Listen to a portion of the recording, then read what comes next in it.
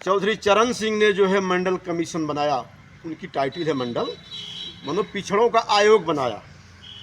तो जब आयोग बनाया तो 6 महीना प्रधानमंत्री रहे कांग्रेस के समर्थन से। जनता पार्टी की सरकार जब खत्म हो गई तो वह सस्पेंड हो गया, कांग्रेस ने फिर सस्पेंड कर दिया जब इंदिरा गांधी आई तो 1989 में ना। 14 साल उस समय नेता हुआ करते थे शरद यादव, श्रद्धेय लालू यादव, मुलायम सिंह जी, रामविलास पासवान और मान्यवर कांशीराम साहब। सबसे कम लोकसभा में जीत के बसपा के लोग गए थे 5 सांसद, जिसमें सुखलाल कुशवाहा अर्जुन सिंह को हराया था, हरभजन सिंह लाखा पंजाब से, रामकृष्ण यादव यहाँ से, बहन जी बिजनौर से 5 सांसद जीत गए थे। तो मान्यवर साहब ने कहा कि मैं समर्थन तभी दूंगा कि मेरी 3 शर्त है। तो कहा कि क्या शर्त है? तो कहा कि सबसे पहले बाबा साहब को भारत रत्न दो, दूसरा चीज़ मंडल कमीशन लागू करो, तीसरा चीज़ कि जो हमें संविधान में अधिकार मिला है उसको भी लागू करो। 1989 में आपको आनंद फानन में भाजपा के सहयोग से केंद्र में सरकार की, जो इन्होंने कमंडल लेके चल दिया और मंडल के खिलाफ अडवाणी रथ लेके चले थे, जो गोपालगंज में लालू यादव ने रोका था। उसके बाद 1990 में आपको मंडल कमीशन की आयोग में 27% आनंद फानन में कैबिनेट की बैठक बुला करके बीपी सिंह ने आपको रिजर्वेशन दे दिया, दबाव में आकर के भारत रत्न भी दिया बाबा साहब को। लेकिन दुख के साथ कहना पड़ रहा है कि बड़े बड़े नेता हुआ करते थे, लेकिन 1992 में क्रीमी लेयर लग गया। कब लगा? 1992 में क्रीमी लेयर लग गया और एक बैकवर्ड के नेताओं के कान में जू नहीं रहेगा सुरेंद्र भैया। एक बार भी नहीं कहा, क्योंकि 8 लाख पर वह जो है उसका ललका कार्ड है और 8 लाख पर आप जो है अमीर है। लेकिन आज जो हम बता रहे हैं, दोष किसका है? डीआईजी साहब दोष है ना, जो पिछड़ों के नेता थे उस समय। उनको पद पैसा प्रतिष्ठा चाहिए, उनको संविधान से मतलब नहीं है। सभा के चुनाव में लगा कि कुछ लग रहा है कि महापुरुषों की बात कर रहे हैं तो कुछ बात होगी, लेकिन चामे का थैली कुकुर रखवार। 34 विधायक मुसलमान, 17 विधायक यादव, 27 एससी और 9 ब्राह्मण, जिसमें 7 भग गए, राज्यसभा में क्रॉस वोट कर दिए, और 2 ब्राह्मण बचा, जिसमें एक जो विपक्ष का नेता हो गया। जो सदियों से, हजारों साल से आपका विरोध करता आया है, वह आपका विपक्ष का नेता बनकर क्या आपकी बात उठाएगा वहाँ पे?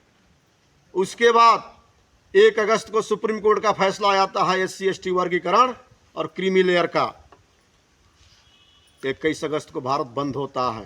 तेजस्वी यादव ने भी बयान दिया था कि सुप्रीम कोर्ट का फैसला गलत है, क्योंकि आर्टिकल 341 SC के लिए, 42 जो है ST के लिए, ये बना तो ये जो है कि गरीबी उन्मूलन का नहीं है, ये समता समाज, ऊंच नीच भेदभाव जो खाई है। आज भी आप राष्ट्रपति, प्रधानमंत्री किसी पद पर हो जाते हैं, प्रधान बन जाइए, तब भी आपको छुआछूत जो है पीछे पीछे तक जा रहा है, नहीं छोड़ रहा है। इसलिए आपको 41 और 42 दिया गया था। लेकिन साथियों, 21 अगस्त को भारत बंद हुआ, हमने अपनी ताकत दिखाया। क्यों? कि मीडिया में वही, न्यायपालिका में वही, सरकार में वही, अधिकारी वही, हर जगह वही बैठे हुए। क्योंकि न्यायपालिका में देखिए सब याचिकाएं खारिज हो गई, पुनर्विचार की, जो SC ST वर्गीकरण का था, सब खारिज कर दिया उसने। अभी आपने कलम की बात किया था, कलम कहाँ, जरा दे दीजिए सर, कहाँ है? ये देखिए अभी बात किया था आपने, ये 15 है, ये 85 है। काम आपको करना है, आपका मुँह बंद कर दिया। कहा कि चलो करो, रोपनी सोहनी कटिया आऊँ माऊ सब मजदूरी करो, और जब काम कराना होता तो आपके ऊपर चढ़ गया। देखिए चढ़ गया ना।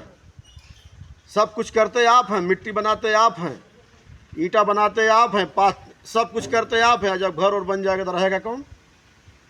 बिल खोदता चूहा रहता सांप है, जो बहुत जहरीला होता है। तो इसको समझने की जरूरत है आपको। आज हमारी लड़ाई क्या है? इस देश में लड़ाई 2 की छिड़ चुकी है, एक अम्बेडकरवाद और एक ब्राह्मणवाद। यानी एक जो है वो आपको उसी व्यवस्था में ले जाना चाहता है, मनुवादी व्यवस्था में, और एक है कि आपको कहता है कि आपको बराबरी का अधिकार है। आप जैसे सब लोग बेंच पर बराबर बैठे, सबको बैठने का अधिकार। इस हाथ का बोर्ड लगा है ना कि पिछड़ों को, शूद्रों को मंदिर में जाने जो मनाही है, लेकिन जाता कौन है? वही है जो जूता खाता है, वही जाता है। जाना ही नहीं चाहिए। और दो ही लोग जानते हैं कि मंदिर में जो है भगवान नहीं है, एक अम्बेडकरवादी जो 22 प्रतिज्ञाओं को जो फॉलो करता है, और एक पुजारी। पुजारी दाम के लिए बैठता है, वो भी जानता है कि भगवान भगवान है नहीं, और एक अम्बेडकरवादी जानता है कि भगवान नहीं है, क्योंकि 22 प्रतिज्ञा में पहली है कि मैं राम कृष्ण शंकर को भगवान नहीं मानूंगा। बाबा साहब ने ऐसे नहीं कर दिया। बाबा साहब जब 1914 में जब बड़ौदा में आपने संकल्प लिया, जब साईजी गायकवाड़ के जब सचिव बन कर आए विदेश से, तो उनको जो है तिरस्कार हुआ, कोई लेने नहीं गया, ऑफिस में जो है कोई फाइल नहीं देता था, पानी नहीं देता था। उसके बाद उन्होंने संकल्प लिया। संकल्प के बाद जो है कि उन्होंने जो है कि 1935 में 13 अक्टूबर 1935 को नासिक में केवला जगह है, उन्होंने प्रतिज्ञा किया कि मैं हिंदू धर्म में पैदा हुआ, यह मेरे बस की बात नहीं थी, लेकिन यह मेरे बस की बात है कि मैं हिंदू रहकर नहीं मरूंगा। और 21 साल के बाद ये पूरा जो भारत है ना, पूरा विश्व ये जो है बुद्धिस्ट देश है, क्योंकि जो राम का जो निर्णय आया जन्म पर नहीं आया, वो आस्था के नाम पर आया, सुप्रीम कोर्ट का जज जिसने दिया। और जब खुदाई हुई, पुरातत्व विभाग ने जब उसकी खुदाई किया, तो वहाँ सब जो है तथागत के सब मिले अवशेष, क्योंकि वो साकेत रहा है। सरजू नदी का नाम क्यों पड़ा? जितने बौद्ध भिक्षुओं को जो मौर्य वंश जो आप लोग कहते हैं ना, राजा रावण का जो दहन होता है, आप भी खुशी से जाते हैं दशानन का दहन करने, तो मौर्य वंश का अंतिम शासक था बृहदत्त जो 10वां था, उसकी हत्या उसका मंत्री जो पुष्यमित्र सुम्न था उसने किया, और वही जाकर के अयोध्या में राम बन गया। और कहा कि जितने बौद्ध भिक्षुओं का सर काट के लाएगा उतने हम जो है सोने का सिक्का देंगे, और सर काटने के नाम पर सरजू पड़ गया वो। बाबा साहब ने तो अपनी प्रतिज्ञा पूरा कर लिया। हम खाली भाषण देंगे? विचार को संस्कार में लाना पड़ेगा ना। जब तक हम विचार को संस्कार में नहीं लाएंगे, अभी राम मंदिर का ट्रस्ट बना, 10 उसमें सदस्य हैं साथियों बैकवर्ड वाले, एक धोबी है, शेष वही ब्रजेश मिश्रा जो उसका अध्यक्ष है, पहले कमिश्नर रहा, जब शिलान्यास हुआ था उसका तो अटल जी के ज़माने में, सब वही पड़े हुए हैं, हर जगह वही हैं, लेकिन तब भी आंख नहीं खुल रही, मोतियाबिंद हो गया है। तो उसका भी ऑपरेशन संविधान में बाबा साहब ने अधिकार दे करके दिया कि इसका भी ऑपरेशन हो सकता है। रानी के पेट से राजा नहीं पैदा होगा, अब बैलेट बॉक्स से राजा पैदा होगा, जो आपको अधिकार मिला, जो सरकारें बनी। लेकिन बड़े कष्ट के साथ कहना पड़ रहा है कि ठाकुर ब्राह्मण से विधिवत जो संस्कार आज के डेट में कर रहा है यादव समाज है, बुरा मत मानिएगा, पाखंड अंधविश्वास को, उससे विधिवत कर रहा है। एकदम लग रहा है कि असली जो है आर्य वही है इस देश का रहने वाला, क्योंकि बोलगा नदी रूस में है और गंगा भारत में है। मैं नहीं कह रहा हूँ, हिंदी के लेखक आप पुराने हैं, हिंदी के लेखक जो आजमगढ़ कनैला गांव के केदारनाथ पांडे थे, उन्होंने राहुल संकीर्तयान नाम हो गया। जब नेपाल में बाबा साहब से वार्ता हुई, बौद्ध सम्मेलन था और वार्ता हुई, तो अपना नाम चेंज करके बौद्ध भिक्षु हो गए, और उन्होंने किताब लिखा बोलगा से गंगा तक। गंगा का तट यहाँ है, बोलगा रूस में है, वहाँ से आर्य चल करके भारत में आए।